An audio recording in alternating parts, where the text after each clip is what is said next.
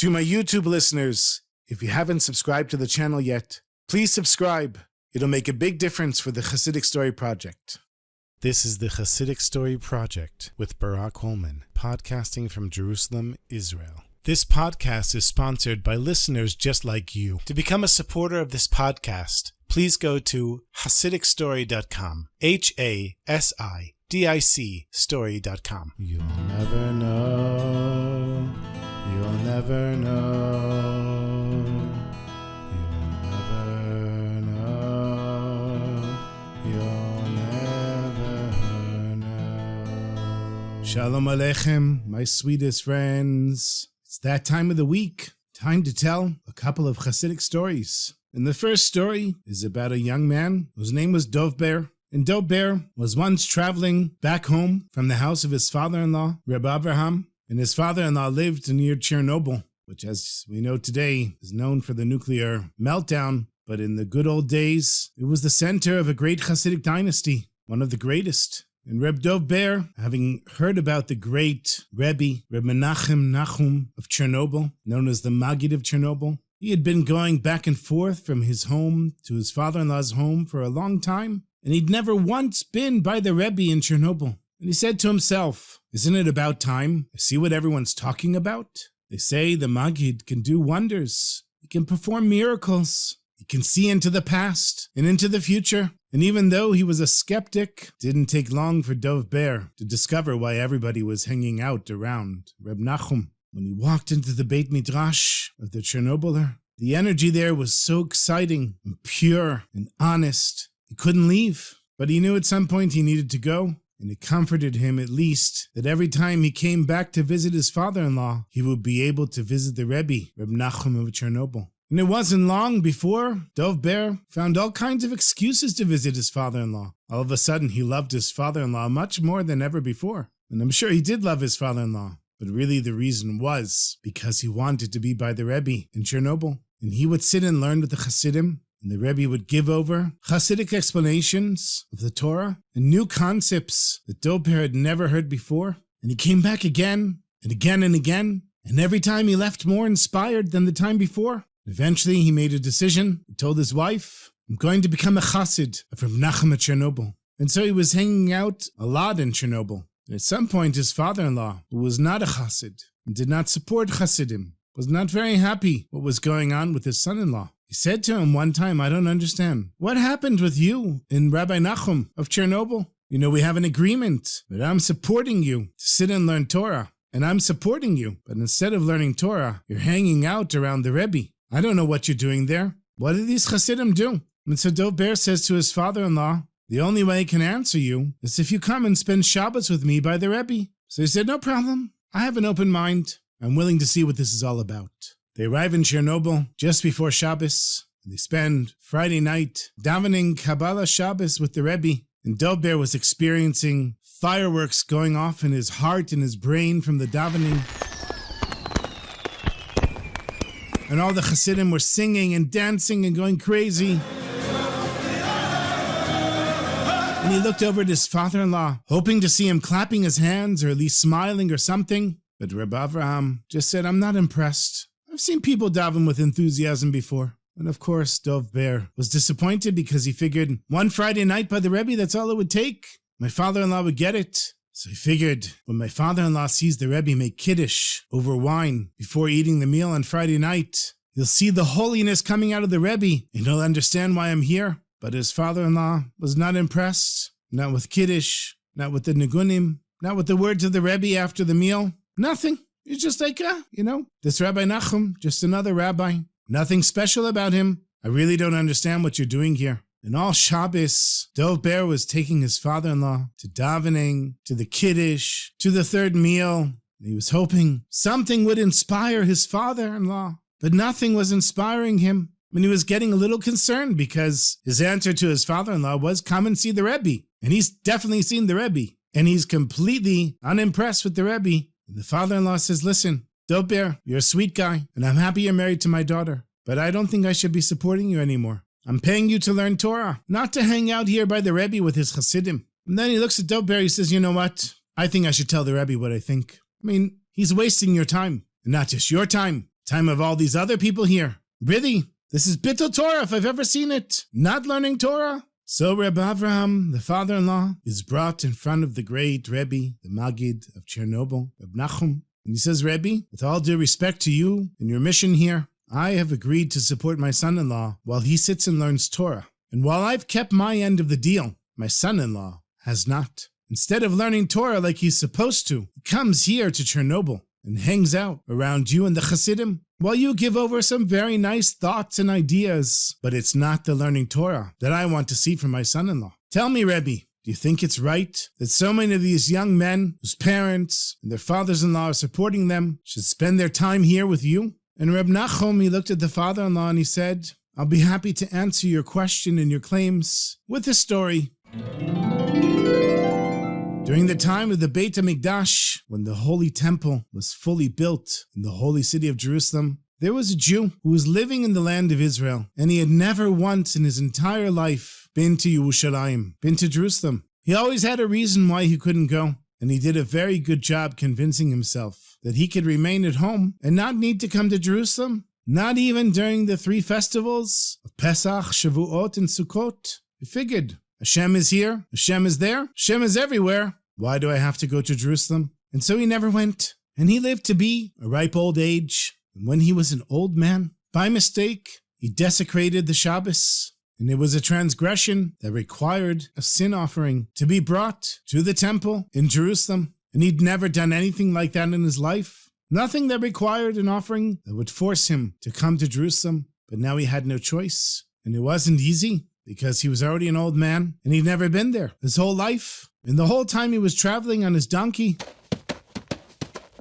he had to ask people for directions. And people would look at him and say, how is it possible that a man of your age has never been to Jerusalem? How could such a thing be? Everyone goes there 3 times a year. You're clearly somebody who grew up here in the land of Israel. What's going on? And he would say to them, listen, don't worry about me. Just tell me how to get to Jerusalem. And they'd point him in the right direction. And again he would ask, and people would say, how could somebody your age have never been? And eventually he reached the city. And as he came up the mountain to Jerusalem, he became very excited.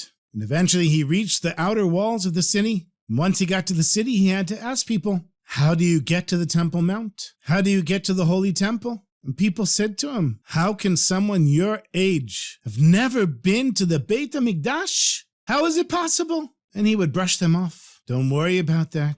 Just tell me how to get there. And eventually he arrives at the Beit HaMikdash, the Holy Temple, and he enters the Chatzer, the courtyard, where the Kohanim are preparing the sacrifices. And it shocked him. This was the beautiful temple that he had heard so much about. It looked more like a butcher shop. The Kohanim were running around. There was blood everywhere. And he didn't know what to do. How do you bring a sacrifice? Where do you buy it? Who do you bring it to? He felt embarrassed, being such an old man and never having had this experience before. And he said to one of the younger Kohanim, can you please take me to the Kohen Gadol, the high priest? And he was led to a man dressed in beautiful, majestic clothing. And he had expected to see an old man like him with a big white beard. But instead he saw the Kohen Gadol was a young man. And he was not impressed with this young man standing before him. He couldn't understand what was so special about the Holy Temple and the Kohen Gadol. He looks at the Kohen Gadol. This is his young man. He looks at the Kohanim. He says it's a butcher shop. This is what everyone made such a big deal about. So he says to the Kohen Gadol, what makes this place so special? Why are you more special than me or someone else? Why do people need to bring all of their flock to the Holy Temple 3 times a year? And the Kohen Gadol turns to the old man and he says, why did you come, my friend? And the old man says, I transgressed on Shabbos unintentionally. And the Kohen Gadol says, this is the first time in your whole life that you've ever transgressed, that you would need to bring a sacrifice? And the old man, with a great deal of confidence, says, yes, this is the first time I've ever needed to bring a sacrifice. So the Kohen Gadol looks down at the stones on his choshen, which was one of the priestly garments worn by the high priest. It was a breastplate with 12 gemstones on it. They had the names of the 12 tribes, and on the breastplate was the Urim v'Tumim, a special parchment in which Hashem's name was written, a special combination of Hashem's name. And this name caused the letters on the stones to light up. And it was a type of prophecy where God would answer questions that the Kohen Gadol asked in the presence of the Urim V'Tumim.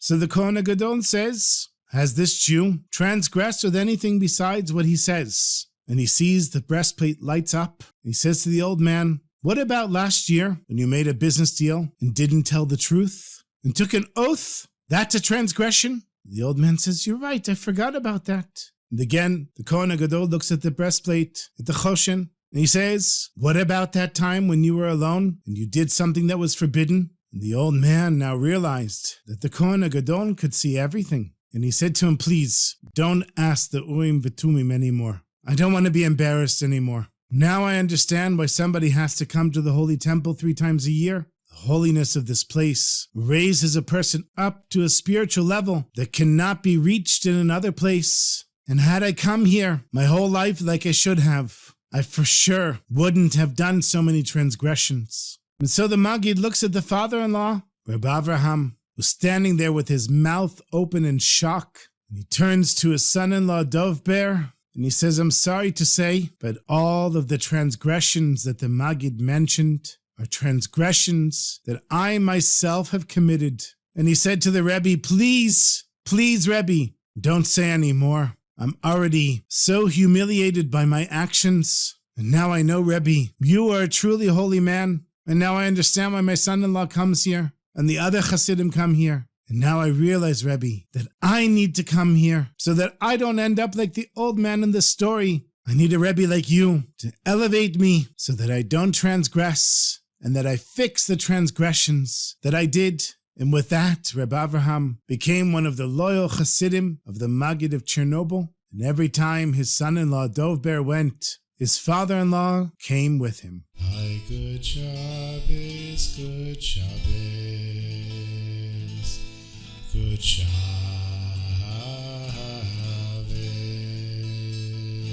Hallelujah, la la la, ma, lili la la la la, Hallelujah, lili la la la, lili la la la, I have one more story for you. In the last years of his life, from 1905 to 1914, the Ridvaz, Rabbi Yaakov David Willovsky, lived in the holy city of Tzfat. And before that, he was the chief rabbi of Slutsk in Poland. And in the early 1900s, in Chicago, in the United States. And the Ridvaz was considered one of the greatest Torah geniuses of his generation. And in those years, the older years of his life when he was living in Tzfat, it was a cold winter afternoon.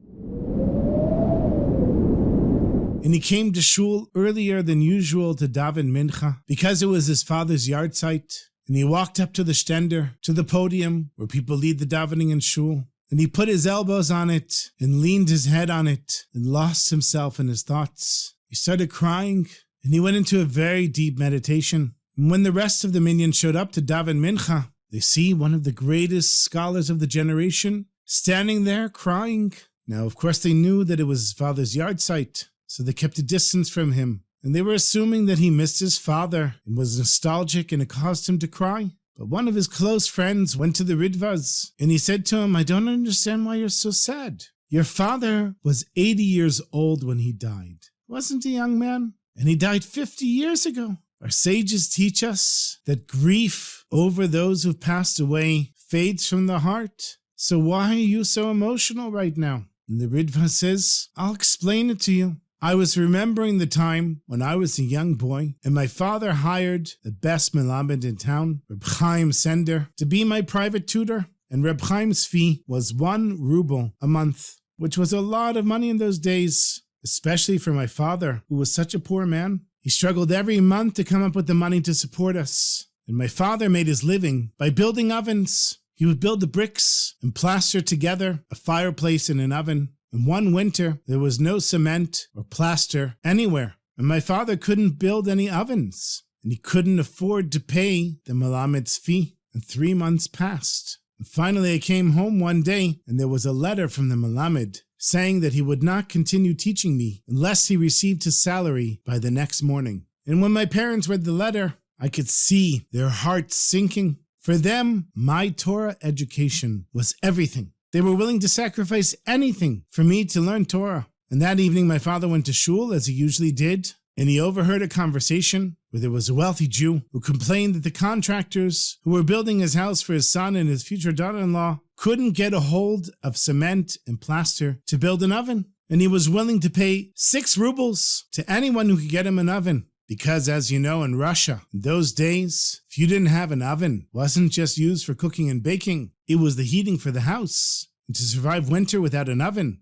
not an easy thing to do. So my father came home from shul, and he discussed it with my mother, and the two of them decided that my father would dismantle our own oven, brick by brick, and use those materials to build a new oven for the rich man's son. And then they would have 6 rubles in order to pay the tutor. And my mother agreed, and my father began breaking down the oven. He brought the oven to the rich man, installed it in the new house,